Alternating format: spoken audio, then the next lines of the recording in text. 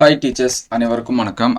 அரசு கலை மற்றும் அறிவியல் கல்லூரியில் தற்போது பார்த்தீங்கன்னா கெஸ்ட் லெக்சர்ஸ்க்கு வேக்கண்ட் வந்து கொடுத்துருக்காங்க, நோட்டிஃபிகேஷன் வந்து கொடுத்துருக்காங்க. 426 போஸ்ட். ஸோ அதுக்கு ஆன்லைனில் எப்படி அப்ளை பண்ணலாம் அப்படிங்கிறத ஸ்டெப் பை ஸ்டெப்பாக பார்க்கலாம்.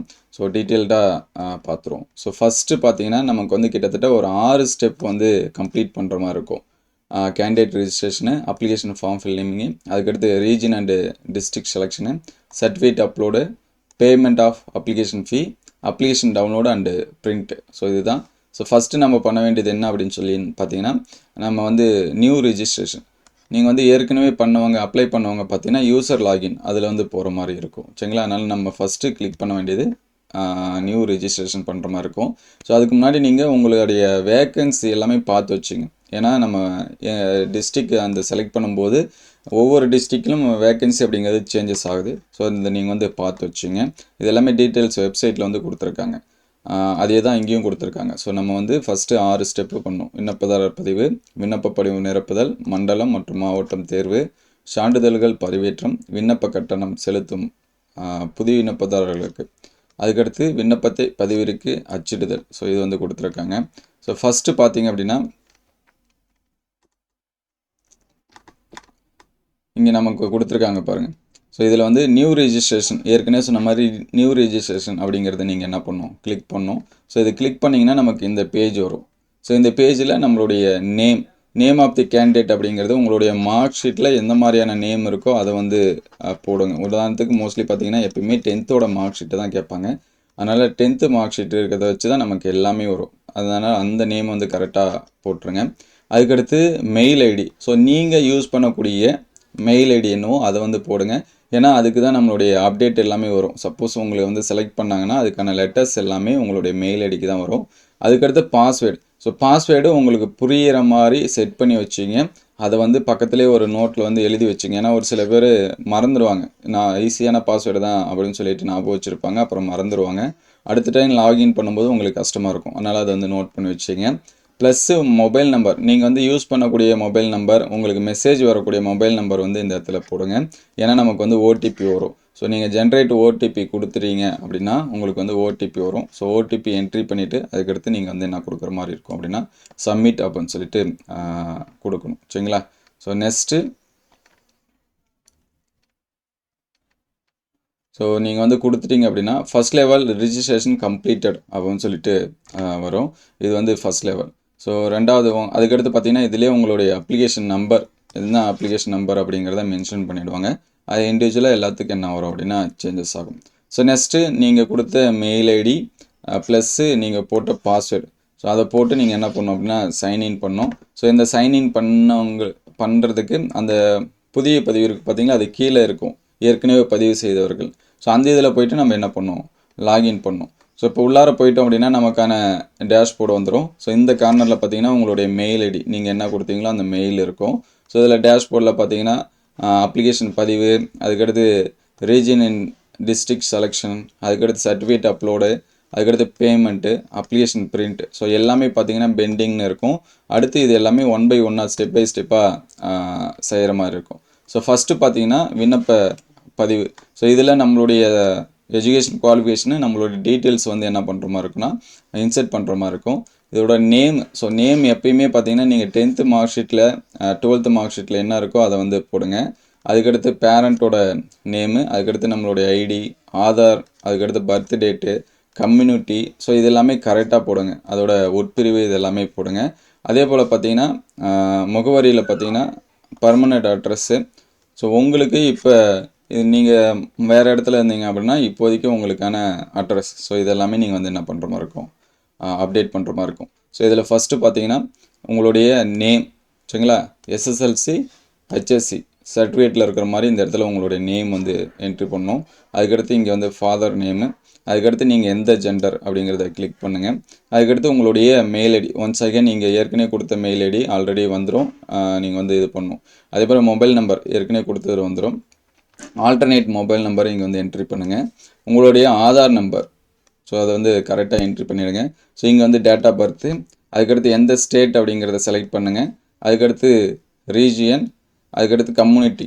ஸோ கம்யூனிட்டி செலக்ட் பண்ணிங்க அப்படின்னா அதில் சப்காஸ்ட் என்னன்னு காமிக்கும். அதை வந்து என்ன பண்ணுறங்க செலக்ட் பண்ணிவிடுங்க. ஸோ நெக்ஸ்ட்டு பார்த்தீங்கன்னா நம்மளுடைய அட்ரஸ். ஸோ இது வந்து பர்மனெண்ட் அட்ரஸும் ப்ரெசென்ட் அட்ரஸும் சேம்னா இங்கே சேமஸ் கொடுத்துருங்க. அப்படி இல்லை அப்படின்னா இங்கே தனியாக நீங்கள் வந்து என்ன பண்ணணும் கொடுக்கணும். உதாரணத்துக்கு இப்போ பர்மனெண்ட் அட்ரஸில் நான் சேலத்தில் இருக்கேன் அப்படின்னா இங்கே வந்து நான் கள்ளக்குறிச்சி இந்த மாதிரி இருக்குன்னா நீங்கள் வந்து மாற்றி பண்ணணும். இல்லை ரெண்டுமே சேம்னா சேமஸ் கொடுத்துட்டா இங்கேயே வந்துடும். டிஸ்ட்ரிக்டு பின்கோடு இதெல்லாமே போகிற மாதிரி இருக்கும். ஸோ ஃபைனலாக பார்த்தீங்கன்னா நம்மளுடைய ஃபோட்டோ. ஸோ ஃபோட்டோவை வந்து அப்டேட் பண்ணணும். அதுக்கடுத்து சிக்னேச்சர் இந்த இடத்துல வந்து என்ன பண்ணணும் அப்படின்னா அப்டேட் பண்ணணும். ஸோ இதெல்லாமே பண்ணிவிட்டு நம்ம வந்து தொடரவும் அப்படின்னு சொல்லிட்டு கொடுக்கணும். ஸோ ஃபோட்டோவுக்கு பாஸ்போர்ட் சைஸ் அளவு வந்து என்ன பண்ணியிருக்காங்க கேட்டிருக்காங்க. ஸோ இதுக்கான சைஸ் வந்து நான் பின்னாடி சொல்கிறேன், அதை வந்து நீங்கள் பார்த்து நோட் பண்ணி வச்சிங்க. ஸோ நெக்ஸ்ட்டு பார்த்தீங்க அப்படின்னா கண்டினியூ கொடுத்துட்டோம் அப்படின்னா கல்வி தகுதிகள் என்னென்ன எஜுகேஷன் குவாலிஃபிகேஷன் அப்படிங்கிறது வரும். ஸோ அதில் பார்த்தீங்கன்னா ஃபஸ்ட்டு இந்த டிஃபரெண்ட் ஏபிள்டு பர்சனா நீங்கள் எஸ்னா எஸ் கொடுங்க, இல்லை அப்படின்னா நோ கொடுத்துருங்க. அப்படியே எஸ் கொடுத்தீங்கன்னா நீங்கள் எந்த வகையை சேர்ந்தவங்க அப்படின்னு வரும். அதுக்கான பர்சன்டேஜ் போடுற மாதிரி இருக்கும். சரிங்களா? அதுக்கான டாக்குமெண்ட் வந்து அப்ளை பண்ணணும். அப்படி இல்லை அப்படின்னா எதுவும் கேட்காது. அதுக்கடுத்து விண்ணப்பிக்கும் பாடம். ஸோ நீங்கள் எந்த பாடத்துக்கு வந்து அப்ளை பண்ணுறீங்களோ இந்த இது கிளிக் பண்ணிங்கன்னா உங்களுக்கான பாடம் வரும். ஸோ நீங்கள் அதை வந்து அப்ளை பண்ணிக்கலாம். அதுக்கடுத்து உங்களுடைய எஜுகேஷன் குவாலிஃபிகேஷன். ஸோ அதோட டீட்டெயில்ஸ் வந்து இந்த இடத்துல பண்ணுற மாதிரி இருக்கும். நீங்கள் டிஃபரெண்ட் ஏபிள் பர்சன் எஸ் கொடுத்தீங்கன்னா அதுக்கான பர்சன்டேஜ். ஸோ படம் அப்படின்னு சொல்லி பார்க்குறப்ப பிடிஎஃப் வந்து 1 MB அளவுக்கு நீங்கள் வந்து என்ன பண்ணணும் அதுக்குள்ளார இருக்கிற மாதிரி ஒரு பிடிஎஃப் உங்களுடைய சர்டிஃபிகேட் வந்து அப்டேட் பண்ணணும். அதுக்கடுத்து பார்த்தீங்கன்னா முக்கிய பாடம் ஹையர் எஜுகேஷன். ஸோ இந்த இதை கிளிக் பண்ணிங்கன்னா உயர்ந்தபட்ச கல்வி தகுதி அப்படின்னு சொல்லிட்டு இதில் எதுவும் நீங்கள் கிளிக் பண்ணணும். பிஹெச்டி வித் ஜேஆர்எஃப் அண்ட் நெட்டா அல்லது பிஹெச்டி வித் நெட்டா நீங்கள் என்ன குவாலிஃபிகேஷனோ அதை கரெக்டாக பார்த்து என்ன பண்ணுறீங்க டிக் பண்ணிவிடுங்க. ஸோ அதுக்கடுத்து யூஜியில் என்ன படிச்சிங்க, யூஜியில் படித்த மார்க்ஸு இயரு எல்லாமே என்ன பண்ணியிருப்பாங்க கேட்டிருப்பாங்க 1 by 1 இங்கே. ஸோ இங்கே ஃபஸ்ட்டு பார்த்தீங்கன்னா யூஜி இது வந்து என்ன பாடம் படிச்சுங்கிறத செலக்ட் பண்ணுங்க.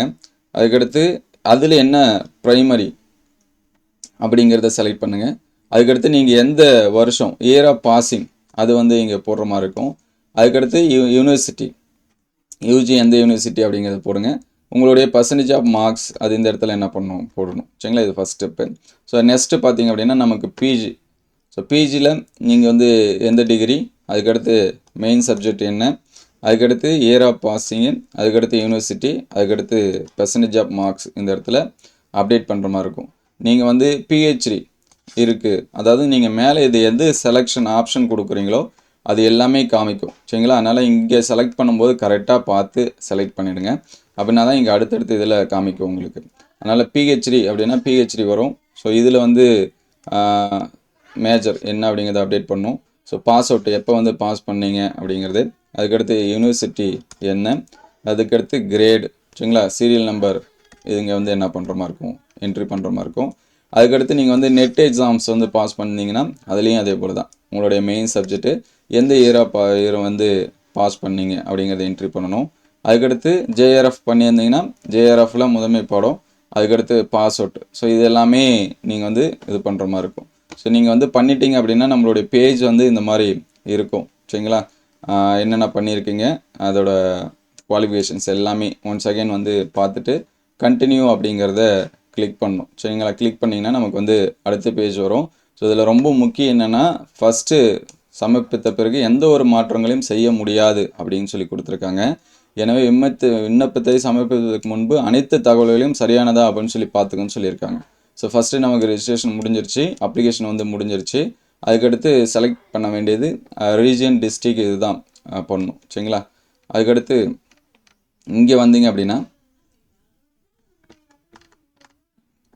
ஸோ மண்டலங்கள் மற்றும் மாவட்டங்கள் தேர்வு ரீஜியன் டிஸ்ட்ரிக் அப்படின்னு சொல்லி பார்க்குறத கிளிக் பண்ணிங்க அப்படின்னா ஒரு மண்டலத்தை தேர்வு செய்யும். சென்னை, கோயம்புத்தூர், மதுரை. இப்போ வந்து இது வந்து லாஸ்ட் இயர் கொடுத்த இதில் இருக்கக்கூடியது. ஸோ இந்த இயரும் இந்த மாதிரி தான் இருக்கும். வேக்கன்சி எங்கே இருக்கோ அப்படிங்கிறத பார்த்துங்க. இதில் நீங்கள் 3 டிஸ்ட்ரிக்டை வந்து என்ன பண்ணிக்கலாம் செலக்ட் பண்ணிக்கலாம். சரிங்களா? 3 டிஸ்ட்ரிக்ட் வந்து அதையும் நீங்கள் வந்து ஆர்டர் வைஸ் பண்ணிக்கலாம். சரிங்களா? அது வந்து பண்ணிட்டீங்க அப்படின்னா ரீஜியன் அண்டு டிஸ்ட்ரிக்ட் செலெக்ஷன் அப்படிங்கிறது கம்ப்ளீட் ஆகிடும். நெக்ஸ்ட்டு பார்த்தீங்கன்னா சர்டிஃபிகேட் அப்லோடிங் வந்து காமிக்கும். ஸோ இதில் என்னென்ன பண்ணணும் அப்படின்னா நம்மளுடைய சர்டிஃபிகேட் எல்லாமே community certificate, 10th mark sheet, UGPC consolidated mark sheet, JRF SLET NET, PhD சான்றிதழ். ஸோ இது எல்லாமே பிடிஎஃப் அல்லது படம் வடிவில் பதிவேற்றுன்னு சொல்லியிருக்காங்க. இதோட எம்பி அப்படின்னு சொல்லி பார்க்குறப்ப 2 எம்பியை வந்து என்ன பண்ணக்கூடாது, மீறக்கூடாது. ஸோ இங்கே பார்த்தீங்கன்னா ஒவ்வொரு ஃபைலும் கம்யூனிட்டி சர்டிஃபிகேட்டு 2 எம்பிக்குள்ளாரே இருக்கணும். அதே போல் 10th மார்க் ஷீட்டு 2 எம்பி.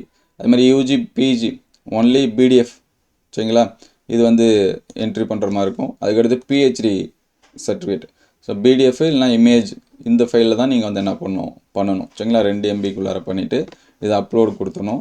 தேவைப்பட்சம் அதாவது பிஹெச்டி நெட்டு ஸ்லெட்டு ஜேஆர்எஃப் சான்றிதழ்களும் பிடிஎஃப் அல்லது படம் வடிவில் பதிவேற்ற வேண்டும். அதிகபட்சம் கோப்பு அளவு பார்த்திங்கன்னா 2 எம்பியாக இருக்க வேண்டும் அப்படின்னு சொல்லி கொடுத்துருக்காங்க.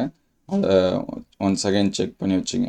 ஸோ அதுக்கடுத்து இது பண்ணிட்டீங்க அப்படின்னா இது கம்ப்ளீட்டட் வந்துடும், சரிங்களா. 4வது படி முடிச்சு அதுக்கடுத்து நம்மளுடைய அப்ளிகேஷன் ஃபீஸ் வந்து கட்டுறது. ஸோ இது கட்டினா தான் ஃபில் ஆகும். 200 பார்த்தீங்கன்னா விண்ணப்ப கட்டணம்.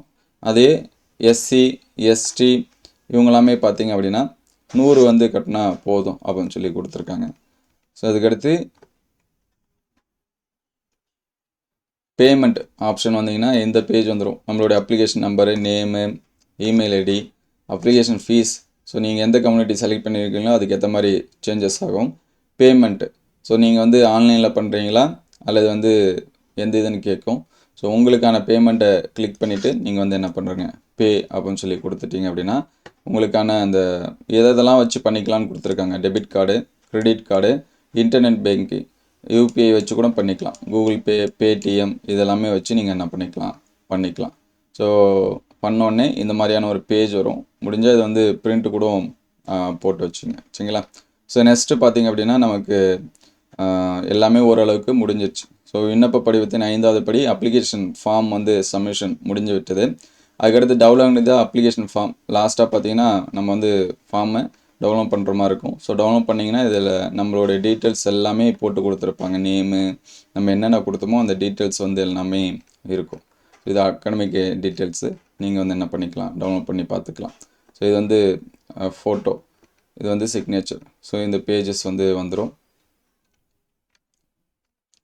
ஸோ இது வந்து நம்ம என்னென்ன சான்றிதழ் சரிபார்ப்பப்போ எடுத்துகிட்டு போகணும் அப்படிங்கிற இதெல்லாமே கொடுத்துருக்காங்க. UG PG mark sheet, MPhil, PhD NET SET mark sheet, degree certificate, professional certificate, UG PG MPhil, PhD NET or SET. So இந்த மாதிரி இதெல்லாமே கொடுத்துருக்காங்க. சான்றிதழ் சரிபார்ப்பு நேரத்தில் பின்வரும் அசல் சான்றிதழ்கள் சமர்ப்பிக்க வேண்டும். நேர்முக தேர்வு இடம், தேதி மற்றும் நேரம் குறுஞ்செய்தி அல்லது மின்னஞ்சல் மூலம் பதிவு செய்யப்பட்ட தொலைபேசி எண் மற்றும் மின்னஞ்சல் முகவரிக்கு வரும்னு சொல்லியிருக்காங்க.